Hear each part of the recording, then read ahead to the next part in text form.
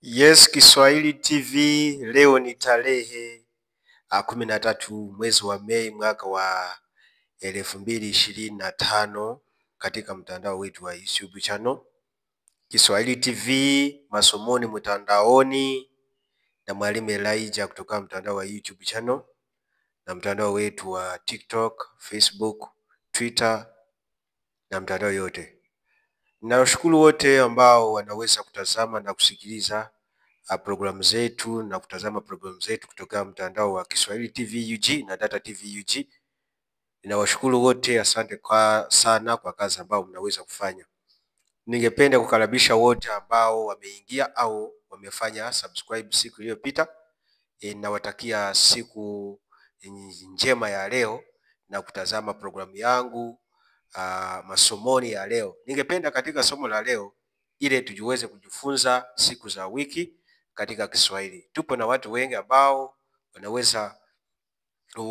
wanaweza hakufahamu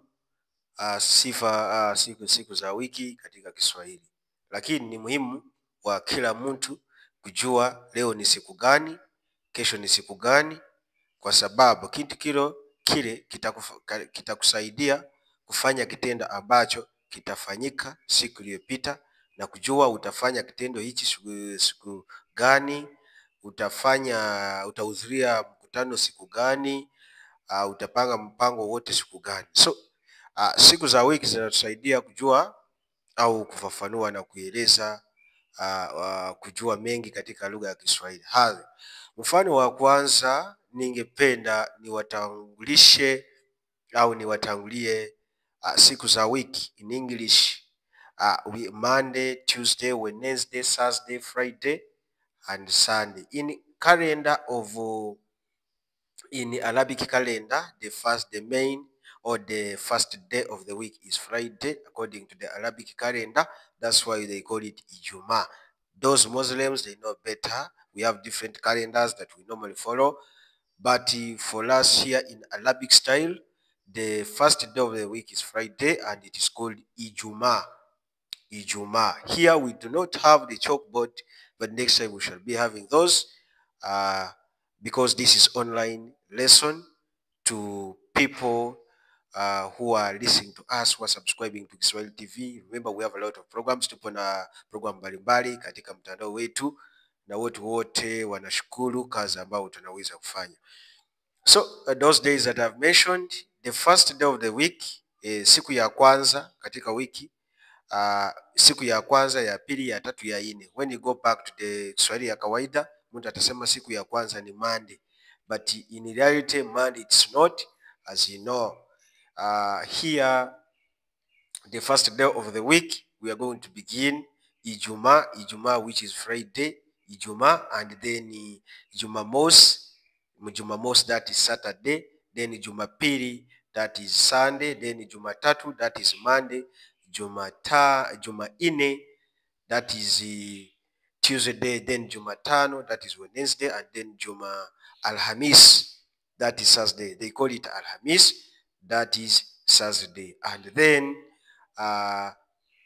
again, when you reach on Thursday, you go back to Ijumaa. That's why the Muslims, they normally say Ijumaa. So if you are there and you want to pronounce those ones, but there is another way how you can pronounce siku ya kwanza, siku ya pili, ya tatu, ya nne. When you say siku ya kwanza, you are meaning Monday. That is the common Kiswahili.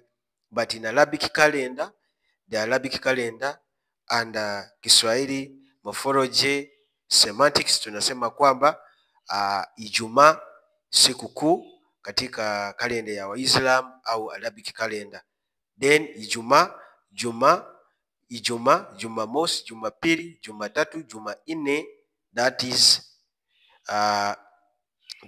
on Tuesday. Then Jumatano, Wednesday, Alhamis, Thursday. If I want to construct a sentence, I may say nitaenda siku ya Alhamis. I will go on Thursday. Atakuja siku ya Alhamisi. He or she will come on Thursday. Siku ya Alhamisi tutafanya mjadiliano. On Thursday we shall have a discussion. That's how you pronounce days of the week. Same applies to that when you go to the miezi ya mwaka. miezi ya mwaka, that is months of the year. Miezi ya mwaka, mwezi is one, umoja, and then miezi wingi plural form. So when you go to miezi ya mwaka, mtu anaweza kutunga sentensi na kutumia mwezi au miezi ya mwaka katika sentensi. Ile mtu atasema kwamba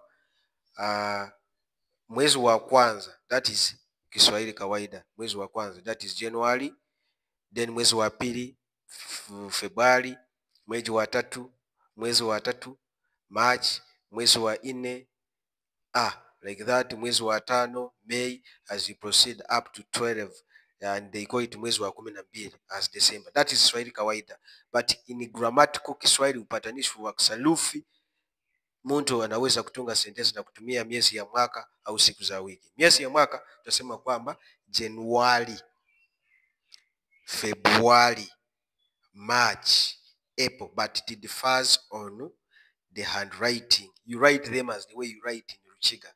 March, April, June, July. Like June, it is J-U-N-E, June. May, it is M-E-I, May.